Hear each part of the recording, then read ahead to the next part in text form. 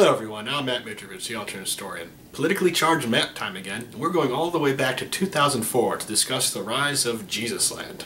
In 2004, the day after George W. Bush defeated John Kerry in the U.S. presidential election, G. Webb posted the first Jesusland map.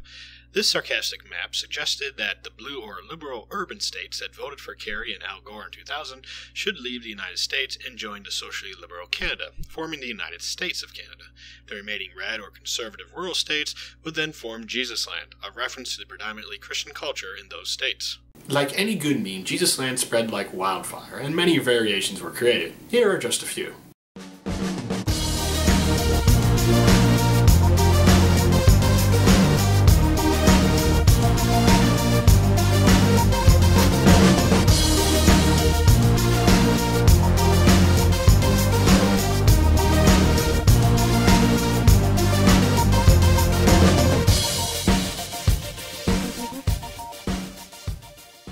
Now, suggesting a state secede because of a result of an election isn't anything new in American politics. Hell, we fought a whole war because of it once. Most recently, in 2012, petitions were submitted from each American state through the White House's petitioning system to secede from the Union. In that instance, however, it was mostly conservatives reacting negatively to another Obama term, while in the case of Jesusland, it was liberals protesting another Bush term. But does Jesusland really reflect the American political landscape both in 2004 and today? Well, for one thing, you don't really see much of Jesusland these days, except as an occasional reference to an extreme Christian state in pop culture. Nevertheless, even back in 2004, it was still an oversimplification of the American people. For example, if you look at the result of the 2004 election by county, you see that many of the so-called blue states actually have a lot of red in them, while the red states also have pockets of blue here and there. Jesusland, however, relies on the results of the Electoral College, which actually picks the President of the United States. Each state is given electors according to the number of members of Congress they have. Whichever candidate wins a majority of the popular votes in the state gets all of the electors, with some exceptions.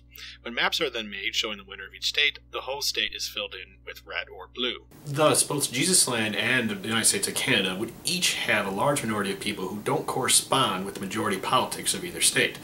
Of course, there are even more divisions between both countries once you take a closer look. I've said it before that Jesusland is a reference to the socially conservative rural states that voted for Bush in 2004. Certainly, this fits the southeastern states, which are sometimes known as the Bible Belt because Christian church attendance is generally higher there than the rest of the nation. But this doesn't necessarily apply to the plain states.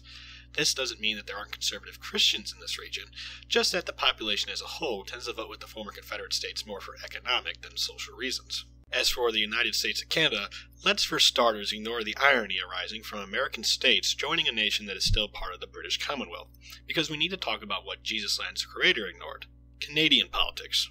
For one thing, to put it simply, Canada is a parliamentary democracy with a constitutional monarch, which doesn't necessarily fit with the presidential republic most Americans are used to. More importantly, Canada has their own political parties to worry about.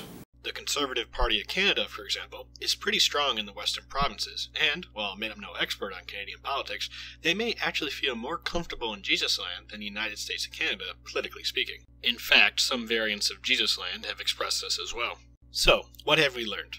The motivation for Jesusland's creation isn't anything new, and it's not a very accurate representation of American nor Canadian politics. That being said, it's really more of a joke than a serious proposal that liberal states should secede, so maybe my criticism is a tad unfair. Let's instead remember that this was one of the first maps to go viral, and applaud its creator for his sense of timing. Well, that is all I have to say on the subject. If you like what I do, please comment, subscribe, share my video, or support me on Patreon. I'm Matt Mitrovich, the alternate historian. Bye.